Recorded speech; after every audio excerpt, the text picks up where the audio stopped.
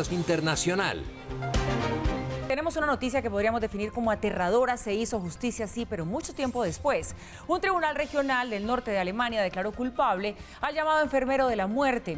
El hombre de 42 años confesó en 2015 haber suministrado sustancias tóxicas a 85 pacientes en el hospital en el que trabajaba.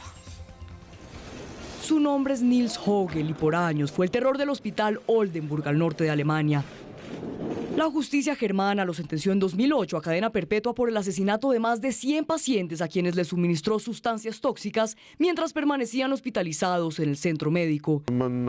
Supimos lo que había pasado durante la noche y 3 días después él estaba de regreso a cuidados intensivos, así que Nils Hogel intentó matarlos 2 veces. Los crímenes, según un colega de Hogel, quien fue el que lo acusó con las autoridades, se habían realizado entre el año 2000 y 2005. Pero pese a que el tribunal alemán lo sentenció a cadena perpetua, el caso siguió abierto y hoy, ante la justicia, Hogel fue condenado a una nueva cadena perpetua. El fiscal ha pedido una sentencia más severa. No nos sorprende y tampoco estamos profundamente afectados por este veredicto. Solo tenemos que esperar a que las cosas se calmen. Los familiares de las víctimas celebraron la decisión. Nils Hogel sigue siendo un mentiroso. Ahora está pagando las consecuencias y espero que esto nunca vuelva a suceder. Christian, nieto de una de las víctimas de Hogel, se convirtió con el tiempo en el portavoz de todas las familias que debieron decirle adiós a sus seres queridos antes de lo esperado. Y prometió llevar a todos los responsables ante la justicia.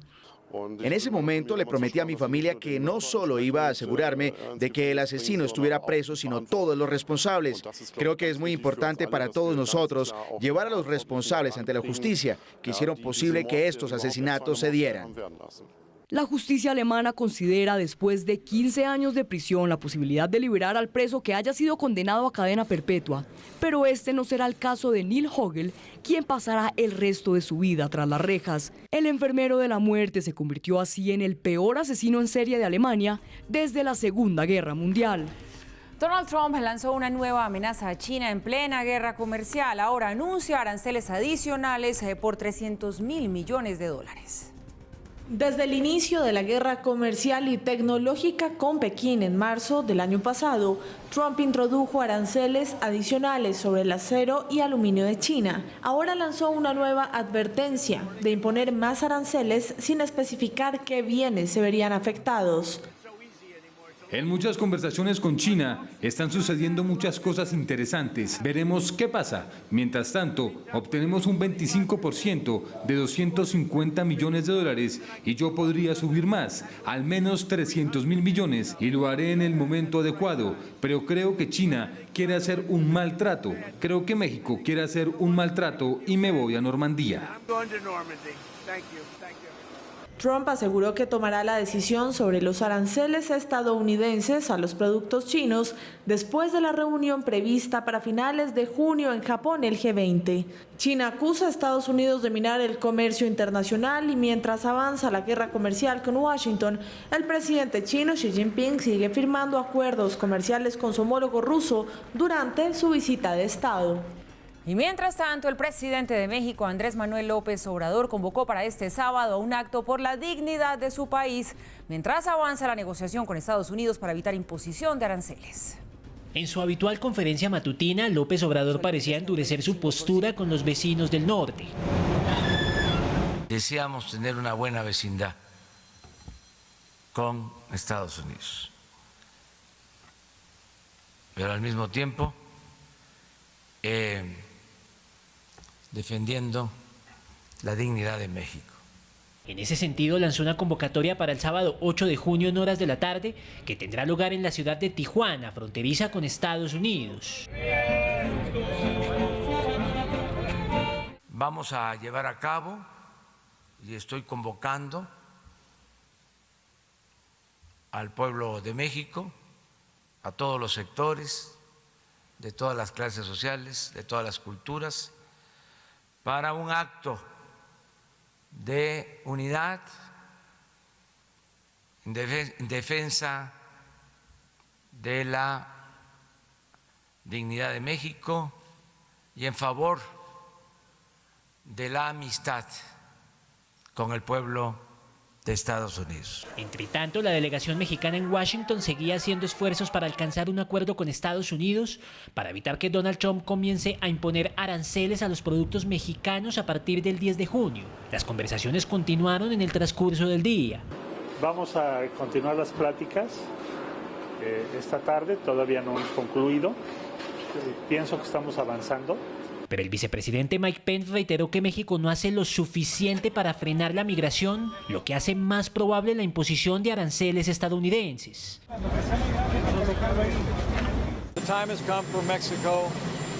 Ha llegado el momento para que México actúe decisivamente para trabajar con los Estados Unidos y para asistirnos en reforzar nuestras leyes, reforzando sus leyes y asegurando su frontera. Y les hemos aclarado que el presidente Trump va a continuar firme hasta que pongamos fin a esta crisis de inmigración ilegal en la frontera sur. Aunque México sí parece estar dispuesto a reforzar los controles fronterizos, unos 420 migrantes centroamericanos fueron detenidos en el estado de Chiapas. Eran integrantes de una caravana de 1.200 personas que deseaban llegar a Estados Unidos. La Secretaría de Hacienda mexicana anunció el bloqueo de cuentas bancarias de 26 presuntos traficantes de drogas. El presidente de Rusia, Vladimir Putin, negó la instalación de bases militares y el desplazamiento de tropas a Venezuela. También reiteró su respaldo a Nicolás Maduro y rechazó cualquier intervención en los asuntos políticos del país suramericano. Ante las especulaciones sobre un movimiento de tropas y de instalación de bases militares en territorio venezolano, el presidente ruso fue claro y contundente. No estamos creando ninguna base militar allí en Venezuela, no enviamos tropas allí, nunca ha sucedido, pero hemos cumplido y cumpliremos nuestros compromisos contractuales en materia de cooperación en defensa.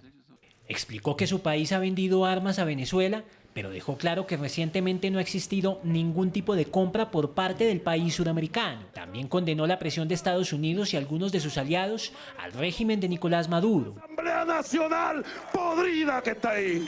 No lo aprobamos, condenamos tales acciones. Una intervención militar sería un desastre. Pero como supongo, según la información que tengo, incluso los aliados de Estados Unidos no apoyan la intervención militar. Aseguró que tiene una posición neutral sobre Juan Guaidó, pero calificó como locos a quienes lo reconocen como presidente interino de Venezuela y reiteró el respaldo a Maduro. Estamos en contra de la intervención en los asuntos políticos de otros países. Creemos que causa consecuencias drásticas y trágicas. Los casos de países como Libia e Irak son la mejor prueba de ello. El mandatario del país euroasiático ofreció estas declaraciones después de que el propio Donald Trump asegurara que Rusia le había informado a Washington sobre la retirada de la mayoría de su personal de Venezuela. También Cuba condenó las recientes sanciones impuestas por Estados Unidos y reiteró que su respaldo a Nicolás Maduro es innegociable. Luego de que Estados Unidos impusiera sanciones para restringir el viaje de sus ciudadanos a Cuba, el régimen castrista emitió un comunicado de prensa rechazando estas medidas. Las recientes arremetidas contra Cuba se argumentan con nuevos pretextos. El más notorio entre ellos es la calumniosa acusación de que Cuba interviene militarmente en Venezuela, mentira que ha sido rechazada pública y sostenidamente por el gobierno cubano. Pese a que el propósito de la Casa Blanca con las restricciones es castigar a Cuba por su apoyo al régimen de Nicolás Maduro, desde La Habana dejaron claro que su respaldo a la denominada Revolución Bolivariana continuará. La solidaridad de Cuba con el presidente constitucional Nicolás Maduro Moros, la revolución bolivariana y chavista y la unión cívico-militar de su pueblo no es negociable. Los más de 20.000 colaboradores cubanos que de manera voluntaria y abnegada prestan servicios sociales en ese país, la mayor parte de ellos en el sector salud, seguirán allí mientras los acoja el pueblo venezolano, cooperando con esa nación hermana. Washington, a través del Departamento de Estado, anunció la prohibición a partir del 5 de junio de los viajes en crucero a Cuba. Entre tanto, el Grupo de Lima acordó profundizar contactos con los países aliados de Nicolás Maduro para encontrar una salida a la crisis política en Venezuela. Al término de la 14ª reunión en Guatemala, cancilleres del Grupo de Lima consideraron importante contactarse con representantes de países que apoyan al régimen de Nicolás Maduro. En particular con Rusia, China, Cuba y Turquía, urgiéndoles a ser parte de la solución de una crisis que tiene un impacto creciente en la región. Alertaron que el éxodo masivo de venezolanos es responsabilidad de una persona. denuncian a Nicolás Maduro y a su régimen ilegítimo como únicos responsables de la situación humanitaria cada vez más grave del pueblo venezolano y reiteran su permanencia en el poder representa un obstáculo para el restablecimiento de la democracia en Venezuela y constituye una amenaza a la paz y a la seguridad que afecta principalmente a la región. Reiteraron su respaldo al presidente interino Juan Guaidó y la entidad que preside desde enero de este año. Condenan enérgicamente los sistemáticos ataques del régimen ilegítimo y dictatorial de Nicolás Maduro contra la Asamblea Nacional de Venezuela. Rechazan el anuncio de convocar a elecciones legislativas anticipadas y reiteran su más firme apoyo al cese de la usurpación. Horas antes de la reunión del Grupo de Lima, el presidente de Argentina, Mauricio Macri, recibió en la Casa Rosada a su homólogo de Brasil, Jair Bolsonaro. Entre los temas también estuvo Venezuela. Creo que a toda América del Sur le preocupa que no tengamos nuevas Venezuelas en la región. Debemos preocuparnos y tomar decisiones concretas en ese sentido, uniendo cada vez más a nuestra gente, buscando el potencial para que el progreso y la paz reinen cada vez más entre nosotros. Bolsonaro cumplió así con su primera visita a Argentina en calidad de jefe de Estado. Y atención a esto, a partir del 15 de junio, Perú comenzará a exigirles visa humanitaria y pasaporte a los venezolanos que quieran ingresar a ese país. La medida fue anunciada por el propio presidente Martín Vizcarra durante la expulsión de 50 venezolanos quienes tenían antecedentes judiciales y además falsificaron información ante las autoridades migratorias. Por eso, a partir de la próxima semana, el día 15 de junio, a las 00 horas, solamente podrán ingresar a nuestro país venezolanos con pasaporte y con el visado correspondiente.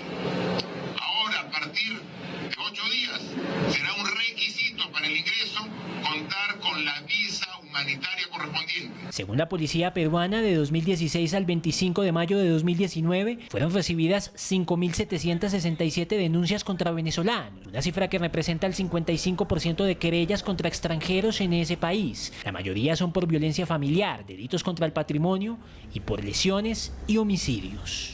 Por delitos sexuales fue detenido en Estados Unidos el líder de la Iglesia Evangélica Luz del Mundo. Sus adeptos respondieron con una maratón de rezos.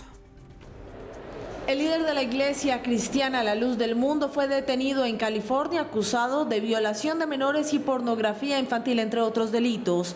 La policía estadounidense detuvo a Nason Joaquín García y a 3 presuntas cómplices por los crímenes cometidos entre 2015 y 2018, cuando él dirigía la organización religiosa internacional con sede en México. El fiscal de California explicó que los detenidos, además de otra mujer buscada por la policía, son sospechosos de haber obligado a las víctimas, niñas menores de edad, a practicar actos sexuales, diciéndoles que si iban en contra de los deseos del llamado apóstol, se oponían a Dios. En la iglesia defienden a su líder, asegurando que siempre tuvo una vida intachable. Pues mira, rechazamos total y categóricamente todas las acusaciones que se han hecho en contra del director y presidente internacional de la Iglesia La Luz del Mundo, el apóstol de Jesucristo, Nason Joaquín García. La investigación comenzó en 2018 gracias a un aviso recibido por los servicios del fiscal, que lanzaron un llamado a otras posibles víctimas. Tras 16 años de investigación, escuchen esto, el Papa Francisco aprobó un cambio histórico. A partir de hoy, la oración del Padre Nuestro en inglés debe rezarse con una modificación gramatical. Padre nuestro que estás en el cielo, santificado sea tu nombre, venga a nosotros tu reino, hágase tu voluntad en la tierra como en el cielo. Así comienza esta milenaria plegaria, quizás la más conocida en el mundo católico. Pero a partir de hoy, tras 16 años de investigación por parte de un grupo de eruditos bíblicos, los feligreses deberán cambiar una frase, pues la Iglesia, encabezada por el Papa Francisco, considera que quien lleva al hombre a la tentación es Satanás y no Dios. En la versión en italiano, la versión original, el Padre Nuestro decía: no nos induzcas a la tentación. A partir de hoy, quienes prediquen esta oración deberán decir: no nos abandones a la tentación. De igual manera, la versión en inglés deberá ser modificada. El Vaticano aprobó cambiar la frase "Lead us not into temptation", que traduce "no nos dejes caer en la tentación", a "Do not let us fall into temptation", es decir, no nos dejemos caer en la tentación. Pese al anuncio del Vaticano, la Iglesia Católica Británica ya anunció que no hará los respectivos cambios en la versión en inglés. Bueno, pues para todos los creyentes ya lo saben. Y crece el escándalo al conocerse que la farmacéutica Pfizer habría ocultado que uno de sus fármacos podría prevenir el Alzheimer. Pfizer en enero del año pasado había anunciado que ya no seguiría buscando nuevas medicinas para tratar el Alzheimer y la enfermedad de Parkinson. Según The Washington Post, el gigante farmacéutico decidió no llevar a cabo un costoso ensayo clínico sobre el posible uso del medicamento. Asegura que la compañía escondió por años que uno de sus fármacos, creado para combatir la artritis mejor, reducía el riesgo del Alzheimer en un 64%. De regreso y seguimos a esta hora conociendo lo que es noticia en el mundo. En Europa, Estados Unidos y Canadá siguen los actos de conmemoración por el aniversario 75 del día D, el inicio del fin de la Segunda Guerra Mundial. Los presidentes de Francia y Estados Unidos visitaron el puerto de Normandía y rindieron allí honores a los veteranos de guerra. Un día como hoy, pero en 1944, 1.200 aeronaves y 5.000 barcos desembarcaron en la ciudad portuaria Portsmouth en Inglaterra y cruzaron el Canal de la Mancha hasta llegar a territorio francés, atracando 5 puertos estratégicos. El día D quedó registrado en la historia como el inicio del fin de la Segunda Guerra Mundial. Hoy, tras conmemorar el 75º aniversario del desembarco de Normandía en Portsmouth, Inglaterra, los presidentes de Francia y Estados Unidos viajaron junto con sus esposas al puerto de Normandía. Los protagonistas de la jornada fueron los veteranos de guerra, quienes se mostraron emotivos por los honores rendidos a su nombre por su patriotismo. No era solo una cuestión de patriotismo, aunque yo soy patriota. Era una cuestión que se debía hacer. Se debía hacer. Hombres y mujeres que hoy tienen más de 90 años y fueron los héroes encargados de liberar a la humanidad del sufrimiento más atroz jamás registrado en la historia. Ninguno de ellos quería ser parte de otra guerra, pero cuando llegó la prueba, cuando tuvieron que luchar por la libertad o abandonarla, ellos lucharon. Eran soldados de la democracia, eran los hombres del día D, y a ellos les debemos nuestra libertad. Algunos, valientes como siempre lo han demostrado, quisieron recrear aquel 6 de junio y se embarcaron en un avión para lanzarse con paracaídas y aterrizar en el mismo punto que lo hicieron hace 75 años. A los presidentes Donald Trump y Emmanuel Macron se les vio muy unidos durante la celebración. Vive l'amitié entre nos deux nations. Al finalizar la jornada, Trump y Macron, acompañados de las primeras damas, visitaron el cementerio para honrar la memoria de quienes dieron la vida para poner fin al holocausto nazi. La primer ministra del Reino Unido, Theresa May, se unió al presidente Emmanuel Macron para inaugurar el Memorial británico dedicado al Día D, que fue construido en la Playa de Oro, uno de los 5 puertos estratégicos que las tropas británicas, estadounidenses y canadienses atracaron durante la llamada Operación Overlord. La Corte Constitucional colombiana aprobó el Tratado de Libre Comercio con Israel. Pese a los esfuerzos de la representación palestina en Colombia de frenar el acuerdo, este fue aprobado. El Ejecutivo tendrá que sentarse con delegados de los dos países para aclarar algunas cláusulas relacionadas con la afectación de la reciprocidad, igualdad de la seguridad jurídica, de confianza legítima que tienen los inversionistas de Israel. 6 inmigrantes indocumentados murieron tras una persecución policial en Texas. Las víctimas mortales iban en una camioneta que transitaba con más de 10 inmigrantes indocumentados procedentes de Guatemala, Honduras, El Salvador y México. Otras 5 personas resultaron heridas de gravedad. La camioneta iba a alta velocidad tratando de escapar de la persecución policial cuando terminó estrellada contra un canal de riego en una zona rural del sur de Texas. YouTube es también noticia hoy, prohibirá los videos que promuevan el racismo y la discriminación, así como también los que nieguen eventos históricos como el Holocausto. YouTube endurece su política contra el racismo y la discriminación. La plataforma de videos anunció el miércoles una serie de acciones para filtrar contenido de odio o violento. El portal web señaló que prohibirá de forma específica los videos que aleguen que un grupo es superior para justificar la discriminación, segregación o exclusión basada en la edad, género, raza, casta, religión u orientación sexual. También retirará contenidos que nieguen la existencia de hechos violentos documentados como el Holocausto o la matanza en el colegio de Sandy Hook. En enero, YouTube anunció que dejaría de recomendar videos engañosos como los que afirman que la Tierra es plana o promueven teorías falsas sobre los ataques del 11 de septiembre de 2001. Sin embargo, no llegó a prohibirlos. Es probable que como resultado de sus nuevas medidas, YouTube pierda varios canales o cuentas de usuarios que la página utiliza para su monetización. A principios de este año, Facebook también anunció medidas contra el discurso de odio, prohibiendo mensajes de apoyo al nacionalismo y supremacismo blanco a raíz de la masacre contra los feligreses de una mezquita en Christchurch, Nueva Zelanda. Y la tecnología al parecer no se detiene. Amazon asegura que empezará a repartir pedidos con drones en los próximos meses. Dicen que sus nuevos drones son más inteligentes y que pueden esquivar pájaros. Amazon lleva trabajando durante años en su Prime Air, su servicio de drones repartidores. Los aviones no tripulados fueron mejorados en 3 aspectos: en su eficiencia, estabilidad y seguridad, porque ahora van dotados con inteligencia artificial. En Las Vegas fue presentado su más reciente diseño de drones, donde explicaron que su diseño híbrido puede hacer despegues y aterrizajes verticales como un helicóptero y que además es aerodinámico. Esperan que en el momento de aterrizar el dron use una visión estereoscópica para poder hacerlo en un lugar seguro sin personas, animales u obstáculos.